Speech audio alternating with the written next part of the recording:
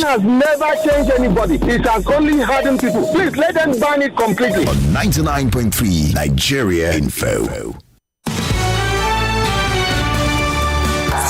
This is Hard Facts.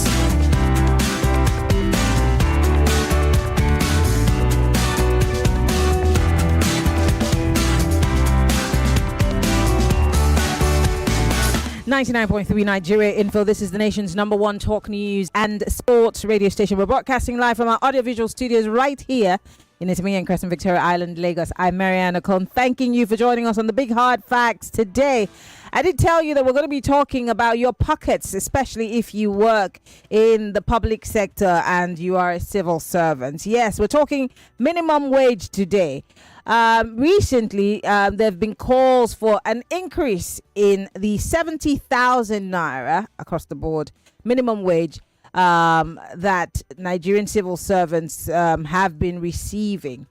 And so this is the reason why I have my guest here joining us in the studio. But before we get into the conversation proper, in July of 2024, the National Assembly passed a law raising the national minimum wage from 30,000 to 70,000 naira per month. That was after intense negotiations and pressure from the NLC and the TUC. Now, since then, several states have gone above that, like Lagos, Rivers, who are now paying about 85,000 naira. Enugu, Niger, and Akwa Ibom are still paying 80,000. Ogun and Delta, around 77,000. Others like Ondo, Kogi, Gombe, Kebbi are also above 70,000.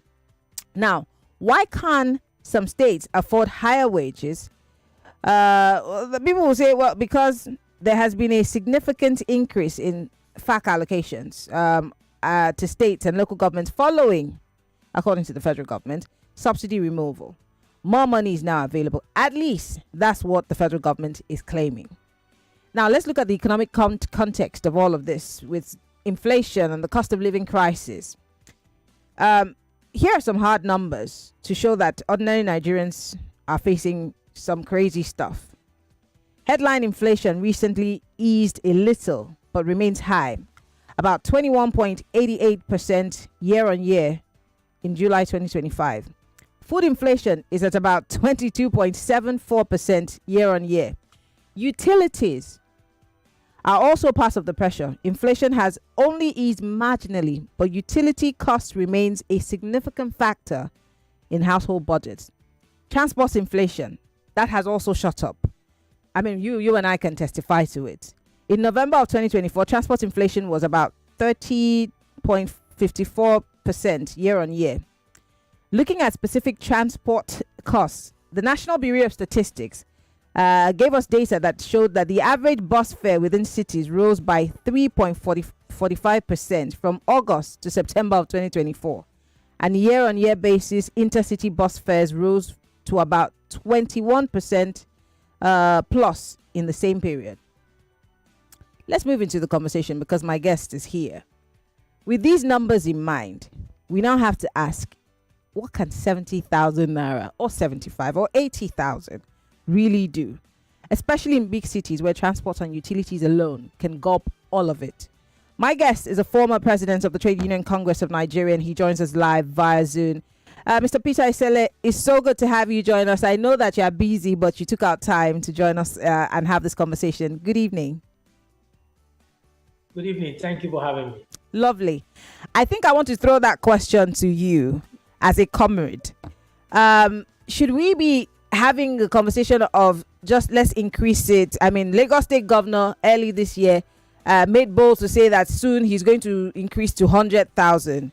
I don't know if you can say that the Lagos State government has kept to that, promise so far.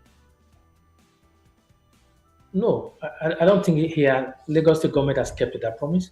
And you just gave us the various statistics about, let me just use one word, the poverty index affecting the average Nigerian worker. Now, when they passed this 70,000 naira, what a lot of people say, well, you're moving it from 30,000 to 70,000.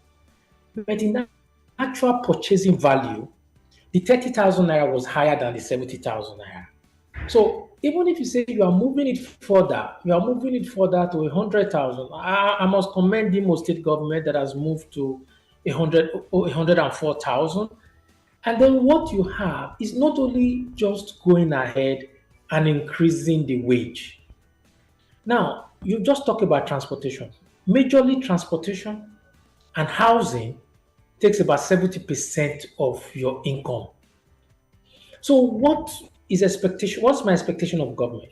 Is that you go ahead and take care of those low hanging fruit, and then the heavy lifting for the average Nigerian worker. All over the world, public transport is subsidized. So if you are taking out subsidy from petroleum, then you go ahead and subsidize public transport. So once you subsidize public transport, it will affect agricultural products, that is, it will affect goods and services, it will affect you moving food from one point to another. So transportation is the engine room of any economy. And the engine room for goods and services is transportation. So if you do that for the average Nigerian worker, and then you move to the next one, you like look at how do you provide housing. In other parts of the world, houses are subsidized. You have mortgage. You have mortgage of 30, 35 years mortgage for workers to pay. And over a period of time, when you take care of both, what you have is that you are going to have productivity will increase. And it will help you reduce inflation, corruption. People don't know that. The first law of life is survival. We are not encouraging corruption, but you know that human beings need to survive. And very many will do anything to survive, whether legal or illegal. Nigeria Info and we are not encouraging anybody to do anything illegal to survive. But the fact is that government must do what is expected of government, which is to defend and protect the welfare of the Nigerian worker. What a lot of Nigerians don't actually know is that since the beginning of this administration, the revenue accruing to the various states of the federation has doubled. And you now ask yourself, what are they doing with this money? Let me just give you a bit of what had just happened recently. You talked about data giving about 77,000 naira. Now, 13% derivation. From January to June, Delta state government got 228 billion, equivalent of $134 million. That's what the Delta state government got for 13% derivation. Bayelsa got 165 billion, equivalent of about $100 million. And Bayelsa is number 2 on the poverty index of states in Nigeria. What an irony. So you now ask yourself, what are these state governments doing with the money? And I'll give you a rundown. Akwa Ibom got 155 billion. Rivers got 148 billion. Edo got about 23 billion. So the 9 oil producing states who got 30% derivation are also awash with funds. And this is just the first 6 months. And what has been happening in the life of this administration, we've been having increased crude oil production. And we are hitting our quota, and we are likely going to surpass those quota. So these are areas where we should put attention and ask our governors, why can't you make life easier for the average Nigerian worker and for Nigerians in general? Interesting. So you quickly asked my question, because I was going to ask a follow-up question, which is, what exactly is the problem as we speak? Is it the revenue issue, which we have already addressed, and you've given us facts and statistics? Could it be political will, or is it the fact that we have to continuously service our debts because we are a very highly indebted country across the states of the Federation? What do you think is the challenge? Even in servicing debt, the states are doing very well in servicing their debts. So what you have is that you also need to remember that Nigerian politics is not played with people raising funds for their candidate. 80% of the politics that is played in Nigeria is federal funds, state funds are used for playing politics. That may also be another fundamental challenge. The second aspect is the lack of ideas. As I'm talking to you now, power just went up. So if you cannot see my face for a couple of minutes. Nigeria just happened to you. It's okay. So, we're listening to your voice. Go ahead. So the second aspect of it is that we need to now ask ourselves is one, it's not political will. It's just lack of ideas. You can, if somebody is getting $100 million, for example, you are going to get another $100 million in another 6 months. Is enough room for you to plan. Another aspect is lack of planning. And then you also have government feeling that they owe no duty of care. If you have, I'm privileged. I will say it. I'm privileged and I'm very lucky to find myself to have worked in the oil and gas, and I can see my pension from on my phone. My dad never had such privilege. So what you have now is that even our government, they are not also taking advantage of technology. Take advantage of technology, make transportation affordable. So if you are able, proper planning, having the right ideas, and taking away the heavy lifting of taking care of transportation and housing. Because once you're able to take care of transportation, it has what I call a domino effect on every other thing. And then for the union guys, we just have, I will tell them, there's always a strategy around all of this. It's getting politicians at their best behavior when elections are around the corner. If you are going to get anything, it starts from 2025 entering 2026. If you don't get it, after election in 27, forget about it. So I mean, this is obviously, whether we like it or not, this has become a pre-election season by the making of the powers that be.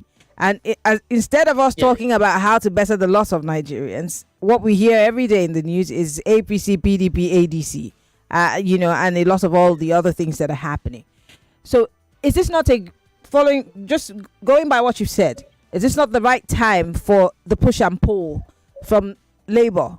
Is this not when they should sink their nails into this ask and then not ask and miss? Because we've also seen what led to this 70,000 naira agreements, which a lot of people frowned upon as to being peanuts. Again, you made mention of the fact that when it was 30,000 or 35,000, the value of the naira was way better than where we are today. So for the Labour leaders, what would you be telling them now if they were listening to you? Because you used to be one. Yes, first thing is that you have to identify what is your interest.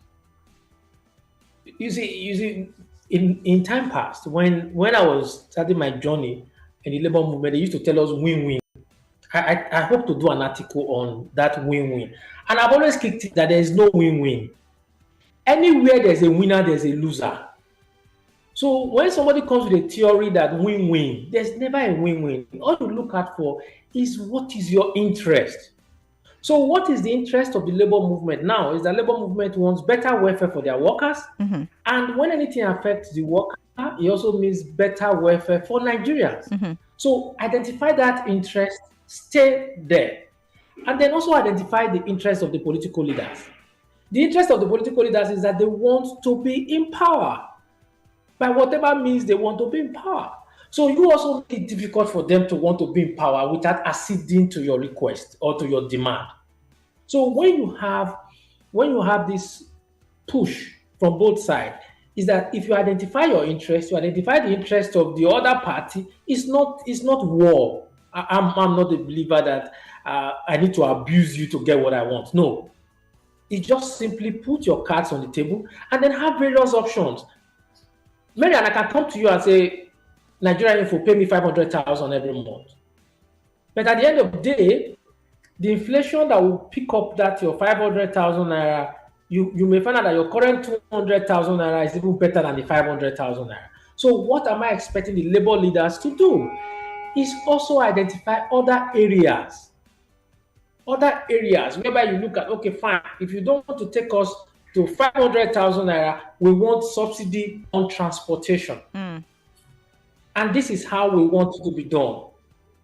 We want subsidy on affordable housing. We are not talking about providing mortgage that is audio mortgage. No. We are talking about mortgage that we can see, people can be part of. And then there should be what I'll call an omnibus plan between the local, state, and the federal government. To be frank with you, I also say federal government takes a lot of heat. Federal government takes a lot of heat. And I don't know how state governors are able to do it. They are completely under the radar. Nobody is putting them on the spot over what they are getting. I'm just giving you figures. This money I just told you now is what Delta Akwa Ibom got from just 13% derivation. We've not spoken about VAT. We've not spoken about what comes in on a monthly federal allocation. And we've also not talked about the IGR. So, you see, if you put all of this together, you find that there are a lot of wastages in the system. I just read in the papers today that the National Assembly is mulling the idea, let me use the word allegedly, of wanting to build houses for its members. Yes. Sorry, they are mulling the what idea. What are they doing with the housing allowance that we pay to them? Probably the housing allowance is not enough. Now inflation has eaten into it, so they want something much better. So right now, I would say allegedly. Then the revenue mobilization, REMAC, also is thinking of increasing salary for the president and all other executive arm. So that will give you an idea there is so much money around. There is money around, but it is what we are doing with the money that we need to ask those who are leading us. So for me, my advice to labor leaders is dig in right now. But again, if you're digging in, you must set aside various options. I know they are going to come and talk to me, so I'm going to also sheet some of the things I would pass to them and not make it public. But again, these are the general areas that I think that both NSC and TUC need to do. And then they also need to strengthen their state. The TUC and NSC in the state, the TUC and NSC in states are very weak. Okay. I have just 1 minute before I go on a quick break. You talked about pushing for subsidies in transport. The federal government came up with this whole CNG thing when we were screaming about, the cost of living. Where are those? You obviously are a labor man, whether you're leading or not. Where is it? Where? Yes. You see, one of the things you must know, that's why I said there's so much attention on the federal government. It's the responsibility of the state government to provide transport. It's not the responsibility of federal government to provide transport for you. So if federal government will come up, federal government wants to support. Federal government is supposed to support the state in providing transportation. Yes, there are CNG buses are coming in, but they are not yet enough. But federal government is not responsible for transport system. We'll talk further on that because, again, I like how you put it. It's something I always say, that the states successfully fly under the radar and all the heat goes to the federal government. We'll be right back. Comrade Peter Esele joining us to discuss an increase in the salaries of civil servants. We'll be right back after this break. It's still the Big Hard Facts on 99.3 Nigeria Info.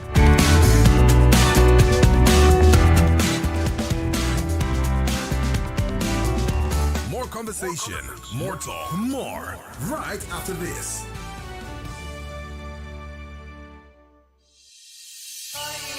Hey ladies, do you know Nigerian women are celebrated for their radiant glowing skin? That's right. But with a hot sun, protecting our skin can be a challenge. Good news! Perfectio by Vitabiotics UK gives you targeted support for great looking skin, hair and nails. Packed with biomarine collagen, botanical extracts, and other micronutrients which contribute to skin hydration and radiance while reducing other skin imperfections. Available in pharmacies near you. Perfectil, beauty from within. Is that Alfie playing football in the rain? It's Toby Chio. My goodness. When did he grow up? That's it with kids, though. It's amazing how your child grows up before your eyes. Enable their thriving development with the new NanKid 4 with HMOs to support your child's development, probiotics, and high-quality proteins to support age-appropriate growth. NanKid 4. Nourish your child's potential. To dey healthy, not be for show. Na life wey you suppose dey live. And if you dey cook light with power oil, then you sabi wetin dey healthy. You dey stay active, e mean say you stand fit.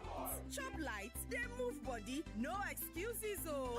Power oil dey your kitchen, na you get am. Feel am, enjoy am. Make you dey confirm, make you dey 100% fit. Power oil, na your lifestyle choice. Power oil. capsule full ground. Anytime pain they around. If pain won't show in power, 3 in 1 day. To knock and power. Ibuka, pain for body, pain from fever. That's why I carry up always. Ibuka hammer, pain away. Ibuka they buy me always. Ibuka for you. After 3 days, if body no tranga, go see Doctor. Na Shalina Healthcare Limited, them market am. Pharmaceutical Society of Nigeria, Tanda Gidigba with Ibuka. Hey, yeah, now Rabi, with Orabi, my teeth strong, my mouth is fresh, he clean well, oh, now Oral-B. Strong teeth Oral-B, fresh breath Oral-B, 24/7 with Oral-B. Strong teeth Oral-B. Give on our teeth 24 hours protection. Use Oral-B today. Na Nigerian Dental Association, Tanda Gidigba with Oral-B. This is not just football. This is JJ Ball X, the game where every juggle, every race counts. Here, your football skills pay off. As you raise the ball, you fit dey raise your account balance. So if you think you're the next JJ and the shot for you, get on the BetKing app. Use the promo code JJBallX. Tap on casino. Click on JJ Ballx to play and start winning. Remember, not for persons under the age of 18. Play responsibly. It's my dollar day. Hallelujah, it's my dollar day. Oh, yeah. Oh, yes. Your Naira card is now like dollars in your pockets, as you can now shop directly on stores like Amazon, eBay, Macy's, and many more in the USA, all with your Naira card. And here's the bigger news. With African Import-Export Solutions, you can now shop anywhere in the USA, completely tax-free. That means you save thousands shopping your favorite items like the latest phones, gadgets, electronics, fashion items, auto parts, and lots more. To learn how to save thousands and get your items delivered to you in just 3 to 5 business days, visit www.africanies.com or call 0700 800 7000 today. African Import-Export Solutions, making global shopping simple for Nigerians. Party people, jollof gone, pounded yam gone, but water, unfinished bottles abandoned like Sia wrapper. Ha! The new 33cl Nestle Pure Life Premium Drinking Water, big enough to refresh, small enough to finish. No waste, no wahala, and with our trusted 13-step quality process, every drop is refreshingly safe. Nestle Pure Life Premium Drinking Water, source of hydration you can trust. Ever wonder why Mamado oil makes some meals just unforgettable? That stew you made last week. I have been thinking about it every day. Or why your taste buds can't forget Victoria's Crunchy Chicken. Bestie, please tell me you made fried chicken today. Or even why your children always want to play in Auntie Kemi's house. Mommy, can we go to Auntie Kemi's house? When it comes to delicious tasting meals, it's Mamador. Mamador oil is available in stores near you and also available in pocket-friendly sizes. Use Mamador oil today. Good news for all! Pinaton anniversary promo don't extend! Bean. Hey, I see big sign for supermarkets. 10% anniversary discount on all high-quality Binaton products. Hey, I know which time. I buy Binaton Turbo Blender, microwave, plus garment steamer, and all my new products. Hey. All with full 2 years warranty. And before the offer end, I go still grab more Binaton products and save more money. Wham! Flora, my baby. I too like the way they take. Binaton, they save us money. Correct product for correct price. Buy your Binaton today. Enjoy 10% discount till 30th September. Binaton, simply better. Oh, lunch. Guys, I'm going for lunch. Please, put more stew. Nice meal. My chest. Suffering from heartburn and indigestion? Try Just Eat. Just Eat is a brand of aluminium and magnesium hydroxide and simethicone. Just Eat is available in suspension and tablets. Remedy for heartburn, indigestion, flatulence, and acidity. Just Eat, now available in new packs. If symptoms persist after 3 days, please see your doctor. Read leaflet inside. There are so many things I love about PamPay. You can enjoy unlimited free transfers. Really? Is there more? You can buy discounted data and airtime. Wow. Can I get more? You can get cash back on bill payments. More money back? You can even enjoy up to 20% interest on savings. This is more. It's just one app with endless possibilities. It's Spam Pay. Say yes to more. Start your day and have a good time. Kivo Crema. Where you need to have the break time. Kivo Crema. If not tea, Papa Garita. Kivo Crema. Kivo Crema. I'm in love. Sonia tomato mix, stand up. Is it to open? Is it to squeeze? Is it to scoop? And is it to stir? Sonia tomato mix in a new stand-up pouch. Osalobua. Baba, make you help me, oh. Make I dey shine my eyes. Make my enemies no see me, oh. Even when I dey sleep, make I no lose guard, oh. Baba, in short, just dey help me stay alert. As Airtel, they alert me anytime Yahoo people send spam message to take scam me, oh. At Airtel, we have taken proactive steps to keep you safe from every spam activity with Airtel News Spam Alert service. Powered by AI, it scans text in real time with no app or setup needed. Airtel, a reason to imagine. The conversations you hear on Nigeria Info. United Nations, Atiku, Obi, and of course, a senator from Borno State, Senator Lindume, all are outraged over the killings that happened over the weekend in Borno State. Both UN and United Nations, all of them are shookers because all of them know the problem of this country. They know how it starts. All of them are involved. These people, of course, Nigeria, I don't think they have the interest of Nigeria at heart. As far as they are concerned, Nigeria is a business enterprise, and they're only interested in milking the country. The Lagos APC has denied claims that it's actually attacked ADC members in Alimo. Even if you're not pointing fingers to the APC, the police should swing in to find out who did this, right? Conversation never stops. 99.3 Nigeria Info. Let's talk. This is Hard Facts. Yes, it is 34 minutes gone past the 5 o'clock hour. We're still talking on the big hard fact about salary increments when it comes to civil servants across the country. Is the average labor worker able to get by with a base salary of 70,000, 80,000 or 85,000? My guest is a former Trade Union Congress President, Comrade Peter Esele, joining us. Now, Comrade, before we went on that break, you were talking about, I raised the question of transportation, and you're saying that the burden should not be on just the federal government, that it is actually solely the responsibility of state governments. Let's expatiate on that. Now, majorly, let me refer to the Gen Zs and partly the millennial. You look at it that in our time, we know that Truck A roads are federal government. And what are Truck A roads? Those are roads that connect states. Those are responsible federal government. Then Truck B, the internal roads are that of the state government, while the earth road belongs to those of the local government. So when it comes to providing transport system, the federal government is not responsible for designing a transportation system for any state. It is the responsibility of the state government to design a transport system and see how it can take care of the people in that state. And then the federal government comes up with a support. Federal government got part of its own subsidy money. State got part of subsidy money. Local government got part of subsidy money.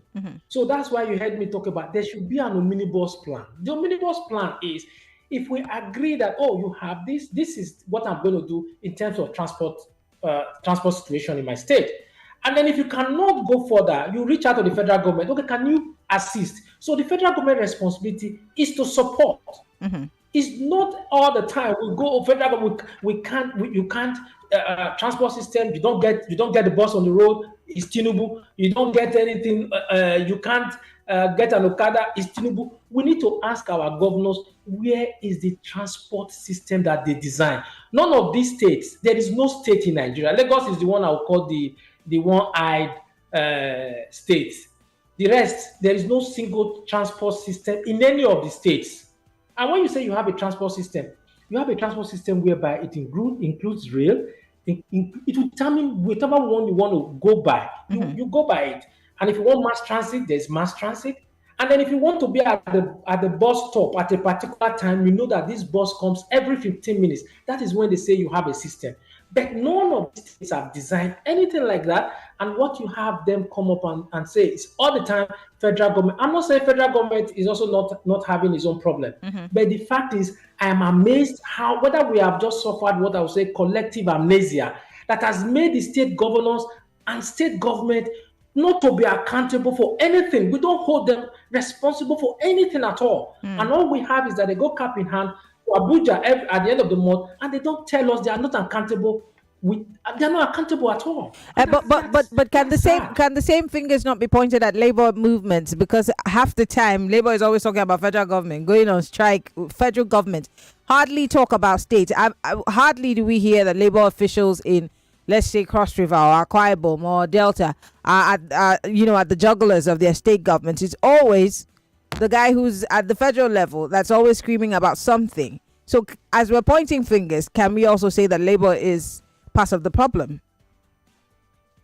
Before we went on break, I told you, and I said it. I said the trade unions are very weak in the state level. At the state level, from Abia to Zamfara, they are quite weak, and they need to be strengthened. And let me also tell you, when I was TUC president, I was able to identify a couple of states, and what we decided to do was that each of those states will have people from the private sector as the chairman. Now, if you have somebody who is a chairman of NSC and TUC, let's be realistic. I just say it the way it is. If the man is aspiring to be a director, to grow in the civil service, how much of a tackle or how much of head-on collusion is he going to go with the government? It's not going to be. So the unions need to also balance and look at for people who have strength. I'll give an example. We used to come up and we say, okay, for a state like Akwa Ibom, a state like Rivers, a state like Delta, we say whoever is going to be chairman there must come from the oil and gas. Must come from the oil and gas. And the reason why we are saying that is that these guys are coming in from the private sector. I was president of Pengasi. No matter what I say to the president can touch my job.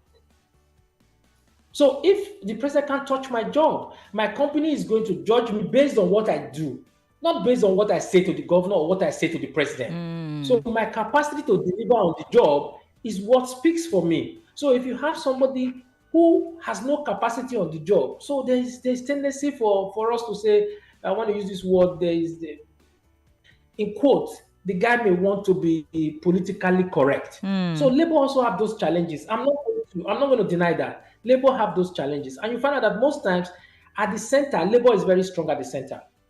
But at the state level, Labour is quite weak. And that's the challenge that Labour need to deal with. And Labour need to deal with this. And if they don't deal with it within the next 10 years, they are going to gradually go extinct. Wow. Changes are taking place that Labour they need to catch up. In case you're just joining us, we're live on Facebook.com/Nigeria Info FM. We're also live on YouTube, Nigeria Info FM. Comrade Peter Esele, former TUC president, with us talking about, of course, the cost of living crisis side by side, the pay that the average Nigerian worker has to go home with. Is it able to take them home?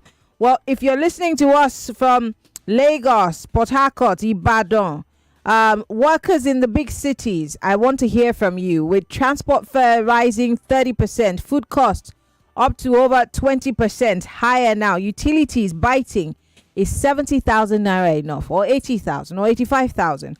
Or do you think that there's more that needs to be done for the average Nigerian to survive? What is the more? To add to what the comrade has been saying here in the studio, the phone lines are open: 0201 277 0993, 0201 465 7190. You could join the conversation on WhatsApp. It's 0809 5975 805.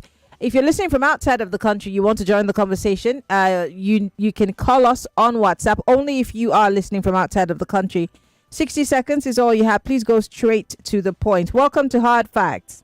Maryann, good evening to you and your guests. Good evening. Let me start my conversation this afternoon from transportation.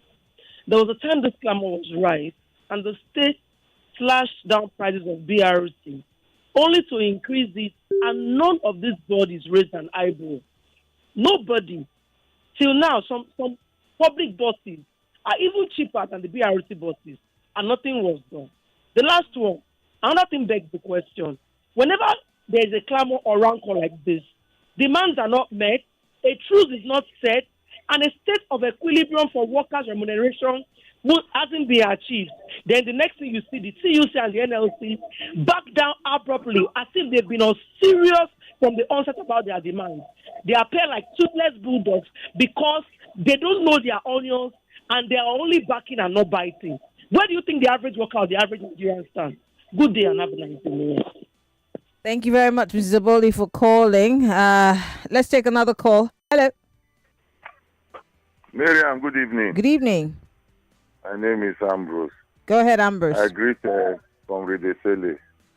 Maryann, gone were the days when labor were, very fearful and dreaded. Today, labor has become, highest bidder. It's not just in the labor alone. You see, the problem of this country today is money. People are easily induced. Those days, you don't buy people. You don't buy people with money. We had people who had conscience.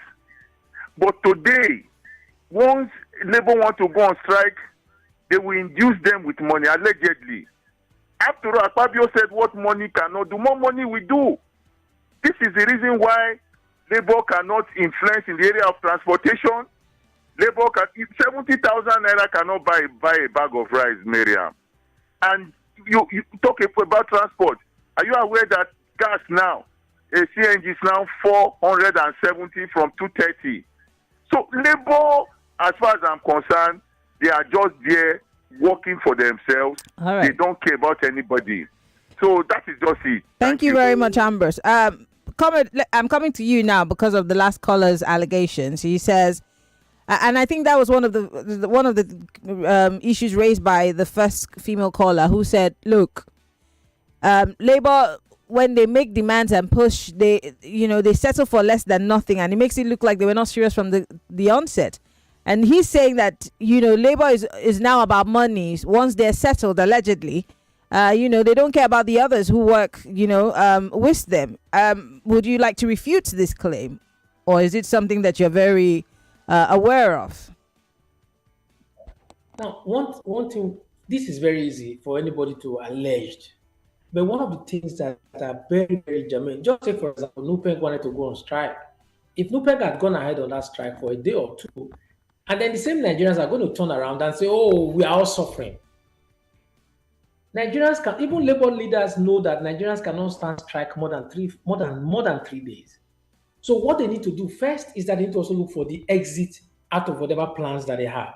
That's why you heard me say option A, option B, option C. But I'm not going to tell you that whatever allegation that is being made here, I'm not going to tell you that 100% wrong.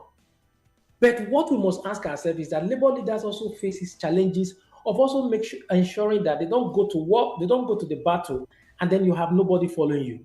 So the labor leaders also, as I told you earlier, I said there's a weakness in the rank and file. There is a lot of strength at the center, but when you look at the states are weak. And then whoever is the president, he also have to look at his troops. If he notices that there are weaknesses going on, he would have to pull out of the strike. But one thing is certain. Let's ask ourselves this. That's why I'm saying they should take advantage of what is coming. We are going into election season, and in election season, politicians tend to behave properly because they want power at all costs and by all means. So labor need to make it tough and difficult for them by identifying their interest. And then I said something earlier. I said if labor don't do the right thing, they may go into extinct. I'm not saying they will cease to exist, but the fact is that their influence will wane. That when they call out people, nobody will listen anymore. And that labor the labor leaders need to do something about it. Interesting. Let's take a few more calls. Hello, welcome to Hard Facts. Good evening, Maryann. How are you doing? I'm good. Go ahead. Jonathan is my name. Are you having the former TUC president speaking there? Yeah, go ahead. Okay. Good evening, comrade. I must register my disappointment on the national escorts of TUC and NLC. Why am I registering my disappointment? Ordinary me, in the last 5 years, I have been saying, do not remove subsidy if you do not do 1, 2, 3, Jonathan, 4. walk away from that radio. Walk away from that radio. Okay. So what I'm trying to say is this. I'm highly disappointed in the national escorts of TUC and NLC. If they cannot use their tongue to count their teeth and know that what we are facing as citizens will happen, then they don't know their onions then. This leadership has plunged us into a lot of suffering, and Labour will come out that they want to protest today, they will change it to protest. Please, let him tell me when last there was a resounding strike in this country. That we push the government to the wall. Let him tell me. But he just said that Nigerians can't stand strikes. So, I mean... That's not true. That's not true, because we are in this country when Oshomole shut down this country. As a matter of fact, I was a former member of FOPTOP. Let me tell him now. Okay. They are not meeting up as union member at all. They are not meeting up. And they are the cause of what we are facing. And they will go front and come back, It's because they are not meeting up. Okay. All right. And even they have shut down this country, this leadership will not be suffering us like this. All right. Thank you, Jonathan, for calling, and I'm letting you go because of time. Comrade, the allegations are unending. Yeah. Did you hear a bit of what he said? Yes. I didn't hear at all. Okay. Anyway, he's saying that when was the last time that Labour was able to successfully go on a protest or even shut down the country? He said Adams Oshomole was able to do that, but this Labour that you have all failed, TUC and the leadership of the NLC, that you have all failed. Well, he's entitled to his opinion. That's one. And then number two, I will also say that's something that Labour leaders also need to deal with. And for his information, this country was shut in, I think, in 2012 too. That was not under Oshomole. That was not under Oshomole when Jonathan was the president of Nigeria. So Labour leaders, first of all, also have to read the room. One of the things that people look at is that Labour leaders just don't act on an impulse. They also need to read the room. And it's so easy to say, oh, we are making this allegation. You can allege. I'm not saying that Labour leaders are perfect. They are Nigerians too. They are not from Venus. So they are Nigerians. And so as far as they are Nigerians, whatever it is that is happening, we all need to stand up and decide that, no, this is not what we want. And sometimes it's so easy to accuse Labour leaders, but we all forget that in this country, somebody is collecting 5,000 naira to cast a vote.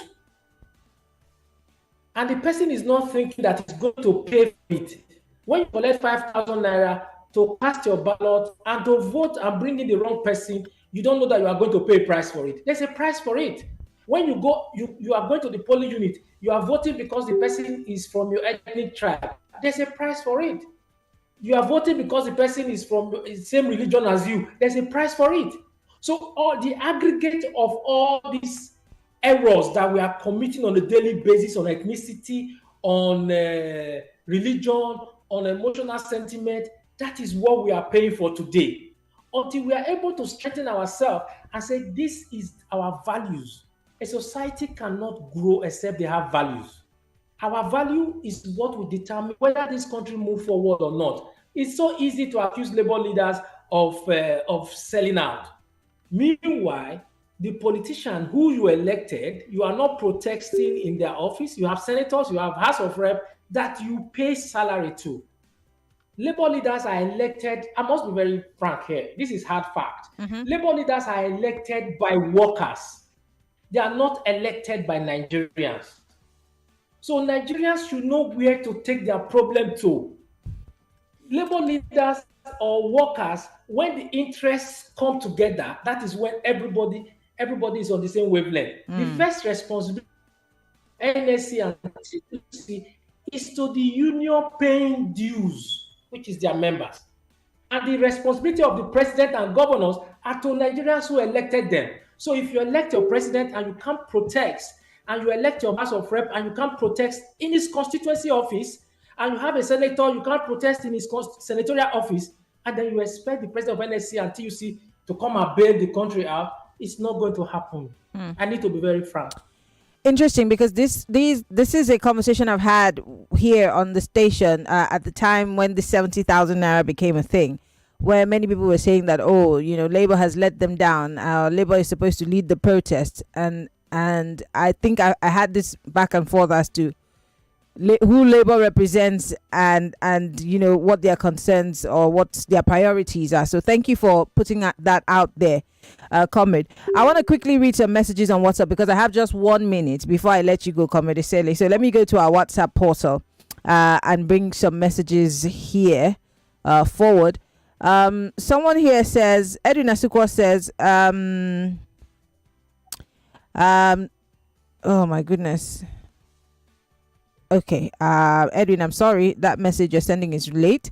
Comrade is just making a flimsy excuse as to people collecting money and voting the wrong people. Okay, the wrong people have been voted in. What is the role of the NLC in all of this? He's just being hypocritical. This is from Michael. Another person said, let's see. I'm trying to read all the messages that are coming in now. Edwin, you didn't send me the right message, so I'm going to move away from that. Again, everyone here seems to be calling your bluff, Comrade, that you are being minimal with the truth when it comes to this issue of labor. I think I can quickly just take one last call and then we can wrap things up here. Hello. Hello. Yes, you have 40 seconds, please. Yes. One thing about the election. About the election, can you please tell him that Labour needs to ensure that we have good electoral process. Nobody is electing anybody. They know that they are being selected. And because the Labour leaders are looking forward to becoming governors, like Oshomole, nobody is talking about their salary. Okay. Why should they even... Don't call out strike. At least 2 warning strike is better than calling out strike. Okay. They know what to do. They don't want to do it. You do warning strike. All right. And then demand. Warning strike demand. All right. Thank you. I'm letting you go because I'm out of time. Comrade Esele, you have 30 seconds to respond. She's saying that the Labour leaders know what they are doing because most of them want to become governors later and they are not pushing for good governance. So in fact, we don't have 30 seconds anymore. Just in one sentence. Things are very hard in Nigeria at the moment. So it's very understandable people are being emotive. But being emotive will not solve our problem. Okay. We need to think through our problem and hold those who are in power accountable. That is the only way we can grow and be able to decide what we stand for. Values is all that matters. Thank you. All right. Comrade Peter Esele, former TUC president, joins. This is the conversation. We have to go. Our time is totally gone. Comrade, thank you so much for joining us on the conversation. We appreciate you. Keep up the good work. Thank you for having me. All right. And Lagos, that's the show. I'll see you tomorrow. Bye-bye. More news and information coming up. We'll be back in a moment. 99.3 Nigeria Info. We are more than just radio. Subscribe to our YouTube channel at Nigeria Info FM. Check us out on Facebook at Nigeria Info 99.3. Follow us on Twitter at Nigeria Info FM and on Instagram at Nigeria Info FM Lagos for live updates as it happens. 99.3 Nigeria Info.